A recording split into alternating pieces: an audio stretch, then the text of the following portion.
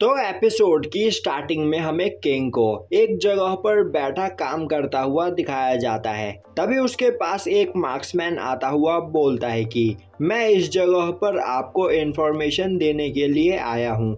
हमें हमारे इस प्रॉब्लम को जल्द से जल्द फिक्स करना होगा। तभी किंग खड़ा होता हुआ बोलता है, तो क्या हमें उन सभी लोगों को जान से मारना जरूरी है? मार्क्समैन बोलता है, अगर उनमें से कोई एक भी जिंदा बच गया तो तुम्हारे लिए प्रॉब्लम क्रिएट हो सकती है। लाओ चाओ, तुम्हें यह बात समझना चाहिए कि हम यह सब तुम्हारी ही भलाई के लिए कर रहे हैं। और तो और वल्कैरी हैमर को भी अब किसी ने उठा लिया है और वल्कैरी हैमर को रुक्सी फैमिली के ब्लड लाइन वाले लोग ही कंट्रोल कर सकते हैं और रुक्सी फैमिली के लोग रॉयल फैमिली के लिए खतरा है।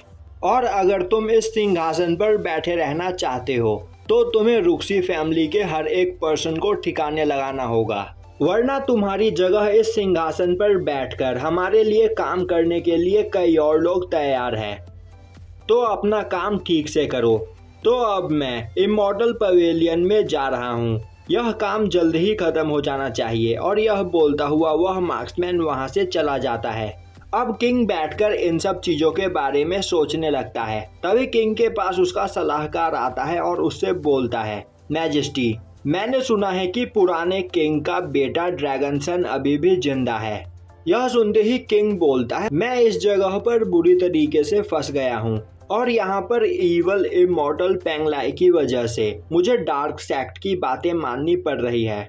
तभी वह सलाहकार बोलता है, ड्रैगन सन सच में हमारी टैंग फैमिली के लिए एक बैड लक है और इसी वजह से हमने उसे खुद से दूर किया था, पर अब वह वापस आकर हमारे लिए प्रॉब्लम्स क्रिएट कर रहा है।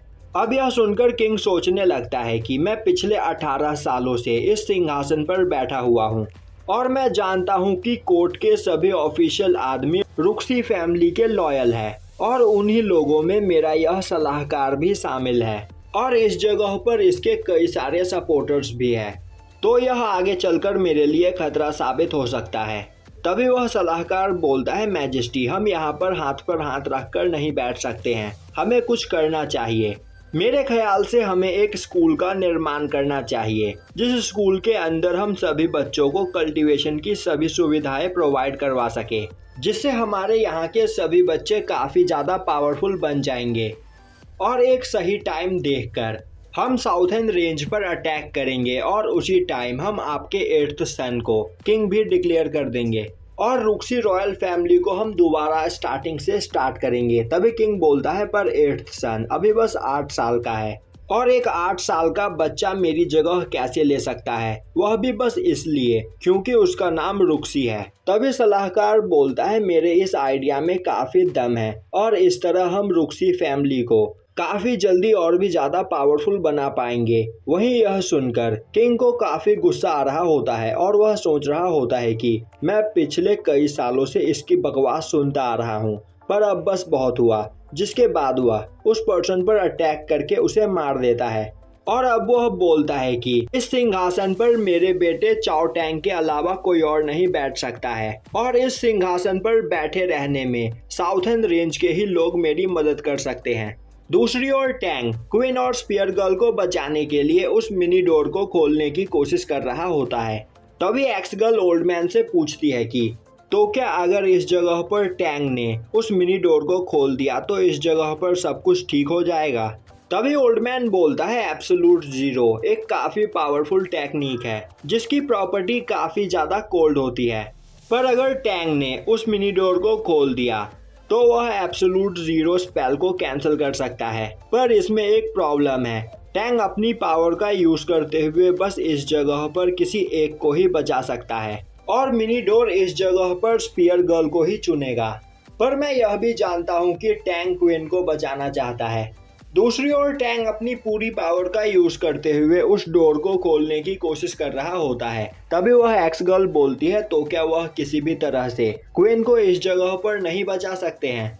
ओल्ड मैन बोलता है, एक रास्ता है, पर उसके लिए काफी देर हो चुकी है और क्वीन की बॉडी में पहले से ही कोल्ड पॉइजन मौजूद है, जिस वजह से अब इस जगह पर उसका बच पाना काफी ज्यादा मुश्किल है।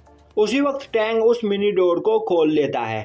अब मिनी डोर के खुलते ही उस डोर से काफी ज्यादा एनर्जी निकलने लगती है और अब एक काफी तेज लाइट निकलकर स्पीयर गर्ल के आइज पर जाकर पड़ती है, जिससे वहां पर एक काफी बड़ा ब्लास्ट होता है और अब स्पीयर गर्ल उस बर्फ से बाहर निकलकर उस मिनी डोर के अंदर चली जाती है। तभी टैंग ओल्ड मैन से पूछता है तो क्या अब सब कुछ ठीक हो चुका है? ओल्ड मैन हंसता हुआ बोलता है तुमने काफी अच्छा किया। अब टैंग ने उस जगह पर अपनी काफी पावर का यूज कर लिया होता है, जिस वजह से वह नीचे गिरकर बेहोश हो जाता है, पर वह अभी भी क्वीन को याद कर रहा होता है, जो देखकर एक्स गर्ल जाकर उसे संभालती है। दूसरी ओर क्वीन अभी भी उस बर्फ के अंदर फ्रीज होती है। अब ओल्ड मैन एक्स गर्ल को ऑर्डर देता हुआ बोलता है कि टैंग को इस जगह से ले जाओ, तब तक मैं क्वीन को आजाद करवाने का कोई रास्ता ढूंढता हूँ। और यहीं पर यह एपिसोड खत्म हो जाता है।